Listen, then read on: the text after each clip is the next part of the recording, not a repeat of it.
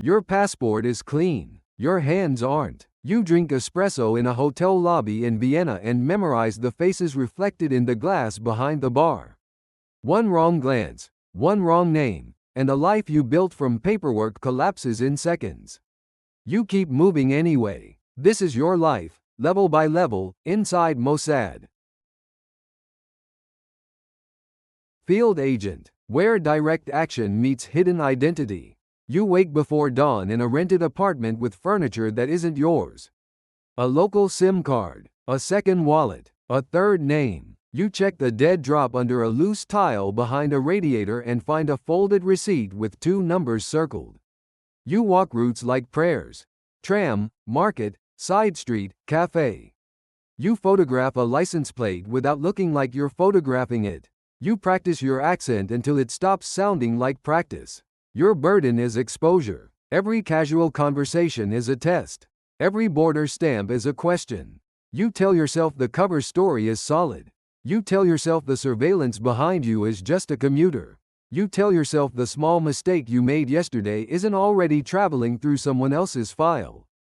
The power is simple and dangerous. Your report, one clean detail, time, location, name can decide what happens next. You live as a person made of paper, and paper burns fast when someone holds a match close enough. Case officer, CATSA. Trust is your weapon and information is your shield. Your day starts in a safe apartment with curtains always half closed. You lay out 2 phones, one clean and one dirty, and a notebook that never leaves your pocket. Meetings happen at places chosen for noise: train stations, food courts, hotel breakfasts. You arrive early, you leave late, you sit where you can see doors and reflections. An asset slides you a flash drive wrapped in a cigarette pack. You slide back cash, a new contact number, a promise you have to keep. Now the job is people. You recruit, you run, you protect. You decide who gets paid, who gets extracted, who gets cut loose. You tell yourself you're keeping them alive. You tell yourself you're only asking for information, not loyalty. You tell yourself the lies are cleaner because they're professional. The power is leverage. One source inside a ministry, one engineer in a lab, one board clerk with access. Your network becomes a map nobody else can see. You don't pull the trigger, but you're the one who hands out loaded lives like they're tools. Senior officer and division commander, where strategies are crafted and threats are neutralized. You stop traveling like an ordinary person. Your schedule becomes a chain of briefings, secure rooms, and flights booked under procedures, not names. Maps cover the table routes, safe houses, embassy contacts, exfil corridors. You argue over satellite windows, border watch rotations, and which local service can be trusted for a single night. A regional station calls at 2:10 with a problem that can't wait for morning. Your burden is scale. One operation is never one operation.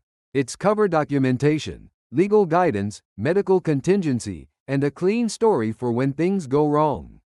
You tell yourself redundancy equals safety. You tell yourself the political risk is manageable. You tell yourself the operatives understand the price because they volunteered. The power is mobilization. You can shift budgets, read task teams, prioritize targets, and coordinate quietly with a foreign service that wants deniability as much as you do. You don't feel the ground anymore, only the weight of pieces on a board you can't admit exists. You've learned to survive a mission, then to run people, then to move entire stations like machinery. Next, your decisions stop being operational. They become diplomatic and they leave fingerprints that never wash off. Level 4 Department Head. You command portfolios, partnerships, and blowback you can't file away. The room is windowless and too cold. A long table, paper folders alongside encrypted tablets. You listen to a morning readout. SIGINT summaries, human source health, liaison requests from Amman and Langley, and a denial brief for the Prime Minister's office. Your assistant times every agenda item. You sign travel authorizations you won't personally use. You approve cover company invoices with names that mean nothing, and consequences that mean everything.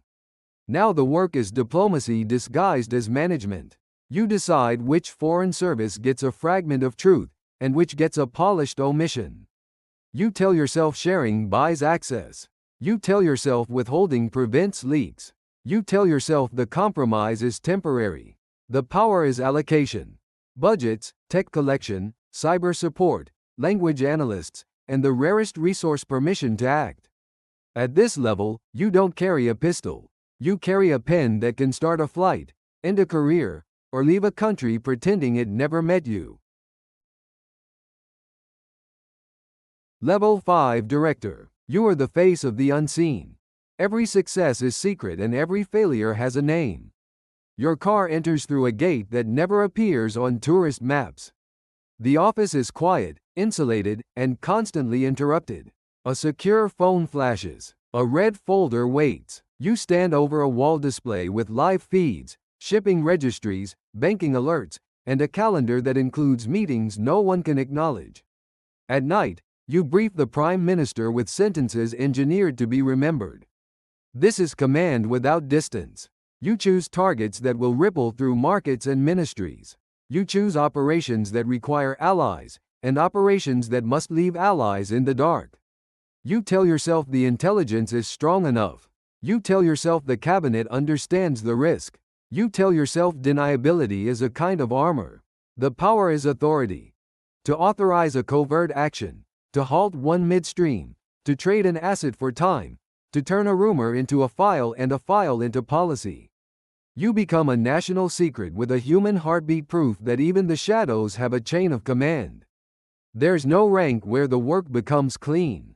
The names change: agent, handler, commander, director, but the texture stays the same: locked doors, timed meetings, careful words. You tell yourself the mission is protection. You tell yourself the silence is necessary. You tell yourself you can set it down later. And then you realize the job doesn't follow you home. It lives there.